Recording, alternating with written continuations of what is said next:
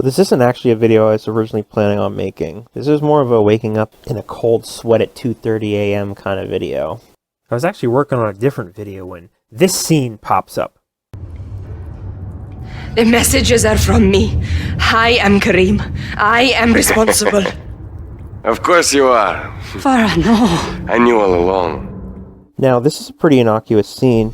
Big bad guy gives evil speech, blah blah blah. I was planning on mentioning this in that other video that I was working on, but this whole scene, it's just consumed my thought process for the last several days. But actually, before I get too far, let me rewind for a minute here. So for a bit of context, this scene's actually a flashback. You play as Farah, commander of the ULF, and to give the most possible bare-bones explanation for this level, it's a torture sequence followed by a prison escape. Including other COD games, this isn't exactly groundbreaking levels of new ideas, but prison breaks are always fun, so who cares really? Now where it does get a little funky is that for some reason Modern Warfare has these branching dialogue trees, and for the most part, they just do nothing.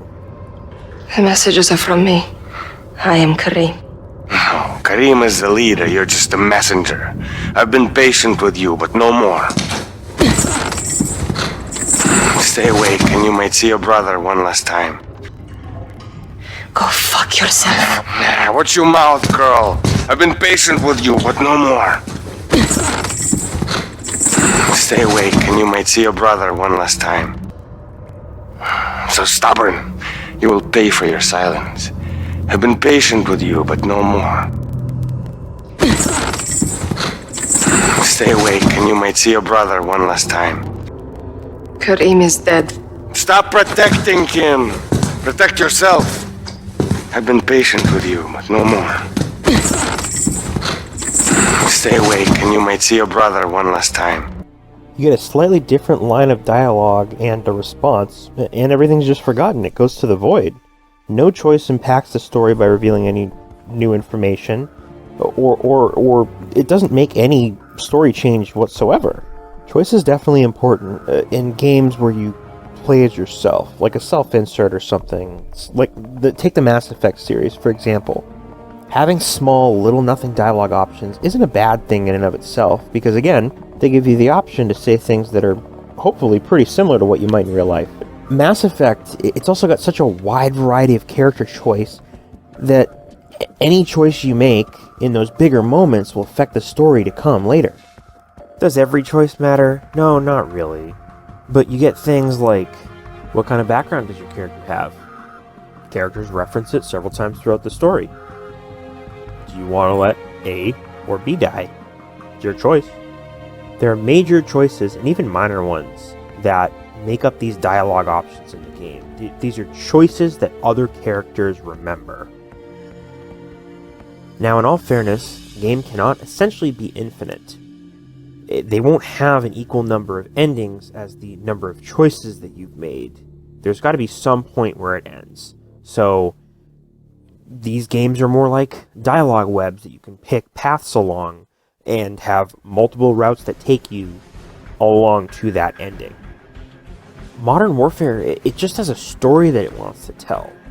Even in the next dialogue option, characters don't remember what you said previously. You can tell them the information that they want to hear, and they don't seem to remember it. The messages are from me. I am Kareem. No, Kareem is the leader, you're just a messenger. It's all just a series of hallways that lead to the same point. So with all that tucked away now, it brings me to my main, I don't know, gripe, point, whatever the purpose of this video is. It's just baffling to me that in these dialogue choices, you can tell the big bad Russian man that you are the rebel leader of the resistance that he's been looking for this entire time.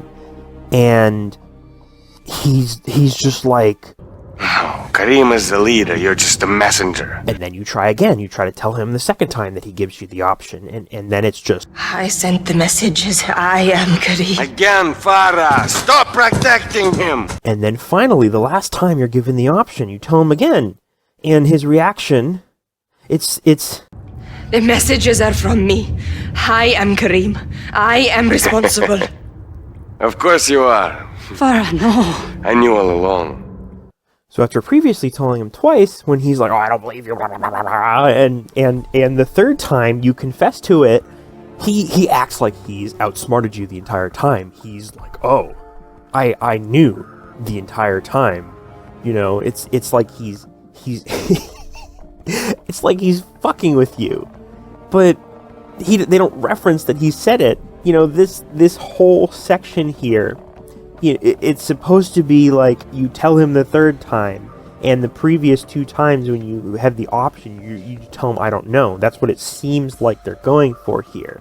That, oh, you finally broke down and told him, but oh ho ho, he knew the entire time and just wanted to break you. But like,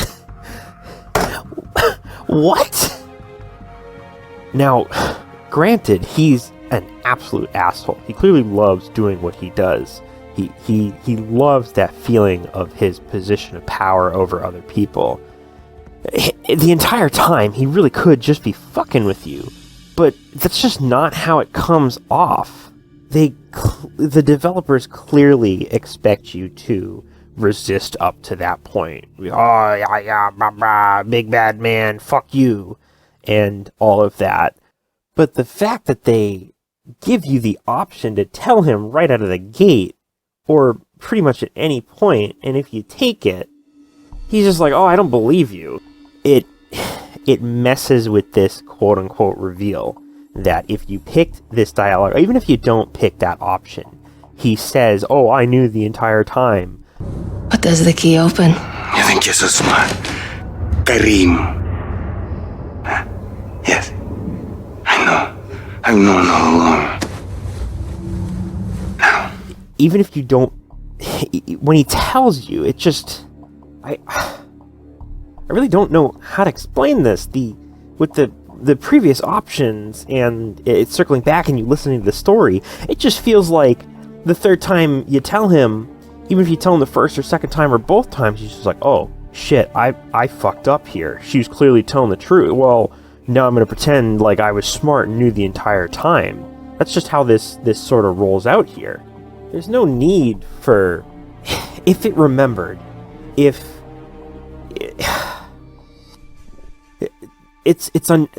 of it this way. Caught in other games, Genshin Impact and Pokemon are great examples of this. You don't have any need for there to be choices because there's an intended route that these developers want you to take.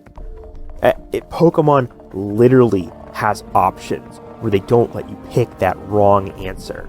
You constantly just get "Oh, sorry, I can't hear you. What did you say?" Or someone's, "Oh, that was funny. Now what's your real answer?" There's no reason to have these choices in the game. It's artificial. There have been Call of Duty games that have done a pretty good job with character choices. Not every game, mind you, but games like World at War has some small differences depending on choices that you make for dialogue. But the best example is probably Black Ops 2. So depending on choices that you make and options that are given to you, you can have entirely different endings. And the game remembers that. Characters can die in one and they live in the other. If you made a choice that got somebody killed in a previous mission, they're not around to help you in the next mission. You don't get the dialogue with them, so dialogue changes between other characters. They do a pretty good job of it. It's not really a secret that Call of Duty has become more and more movie-like. You get these long, good-looking cutscenes where they dump a bunch of lore on you, or important characters are talking.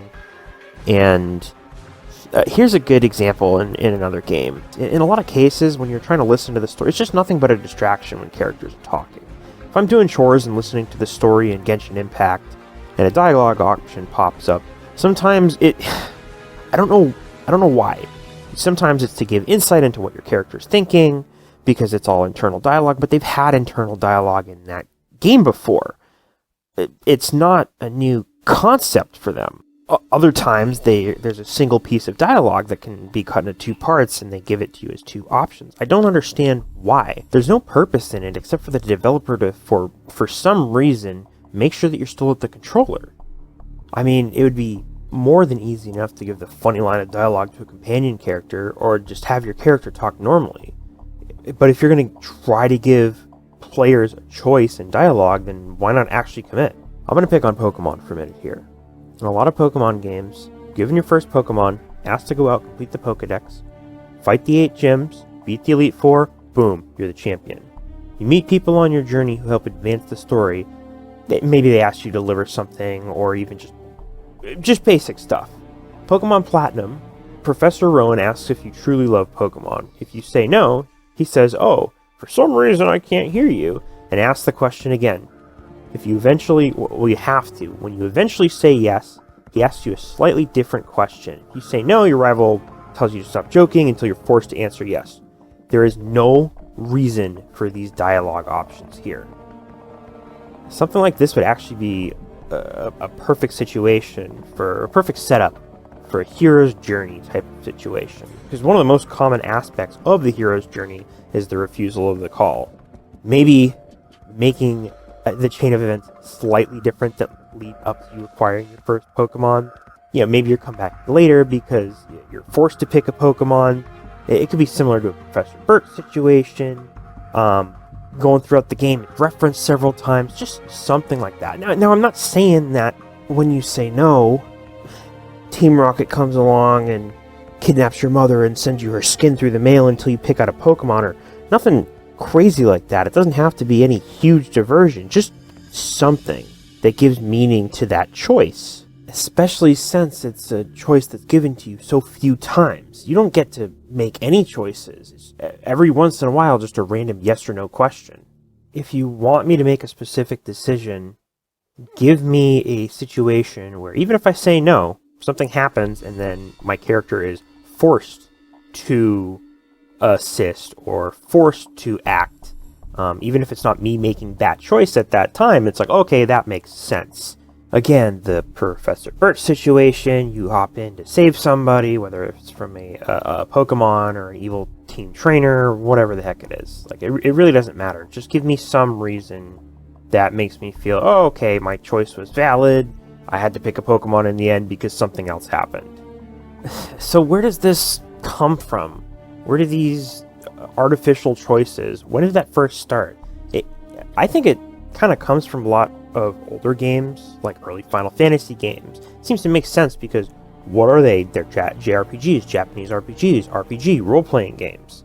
A lot of the times you're given a character to insert yourself into. I mean, the first decision that you have to make in the original Final Fantasy is to name those characters. Because they're what? Monk, Black Mage, White Mage, Red Mage. They're placeholders for you and your party. You can name them whatever you want. They are you. And that's what a lot of these games were. You know, RPGs kind of based off of things like Dungeons and Dragons, so they're self-inserts. So it makes sense in an older game like that, it makes sense that you have these little nothing dialogue options. There's not a lot that, I'm going to pick on Final Fantasy again, but there's not a lot that Final Fantasy could do at the time with the minimal amount of space that they had on these cartridges to get you to really feel like you're in place of these silent protagonists, except for the occasional yes or no question. Because who is it that's answering at that point? You are the player, not the character on screen. Famously, Gold and Silver actually had to cut content in order to fit the majority of the Kanto region in the game, since they were running out of space. To give an idea, the Safari Zone is not in the second one, neither is the majority of Viridian Forest. There's a lot of areas that were shrunk down or basically changed in order to save space. Now to give you an idea, those games clocked in somewhere around 710 kilobytes, while the current most recent entries, Scarlet and Violet, are around 7 gigabytes. That's nearly 10,000 times larger, so my point is that they needed the space back in those days. It was impossible to have huge branching dialogue trees. When Modern Warfare 3 released in 2023, it had a file size of, it was like 150 gigabytes. Like, how do we not have more interesting dialogue options in games that want to give it to us? Now, to extend an olive branch to Modern Warfare 1, number 2, for a minute here, it's very clear that Big Bad Russian Man's an evil guy. He loves his job, as I said earlier. He's sadistic, bada bee, bada boo, bop, bop, bop, etc., etc., etc. It makes sense that after an extended torture scene, especially because she's been here for years, when you finally get to the end of this interrogation, Farah may have finally broken down. She may have decided to finally admit to being this rebel leader that he's been looking for the entire time. It feels like all of this makes sense, because one way or another, he's essentially fucking with you the entire time. This man knew. Again, he tells you as much. Even if you decide to stick with the "I don't know who Kasim is" dialogue option in that last interaction with him, he knows. He wanted to break Farah. That's why he went along with the interrogation, even though he knew. He wanted to exert that control to prove that he could break her. Honestly, I think that's pretty good writing. It just cements the fact that he's an absolute bastard.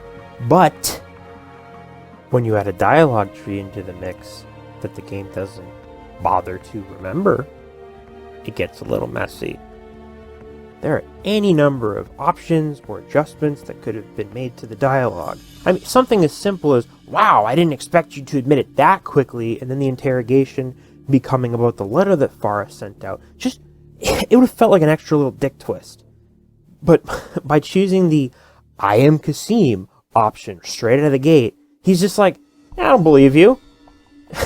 So that final interaction feels like he's twirling his little mustache, and it's like, "Oh yes, I knew the whole time." It just felt like he completely forgot my previous confessions, or just that he's a dumbass. And again, to try to save face after he realizes that, he's like, "Oh yeah, I knew the entire time." At the very least, couldn't they have changed that last option if you admit it previously? So he's like, "Yeah, I knew you were telling the truth, but it's Saturday. I needed something to do." Thank God I did not choose this option, this set of options on my first playthrough. I would not have been able to take this game seriously after that. I was laughing my ass off more than anything when I found this interruption. And it totally took me out of the game. That's not something that you want to happen when your story is supposed to be super serious. It's just... he was so sure I was not who I was saying I was, only to be like, "Ah! I knew it the entire time! You couldn't hide it from me!" It's just so goofy. I don't really know how to end this video. My Dark Souls video took me about 2 months, and I vomited this out in about a day, so... Only a small percentage of people who watch my videos actually subscribe. So if you end up liking the video, consider subscribing, because it's free. Unless you're a woman. You need to keep these analytics just like they are.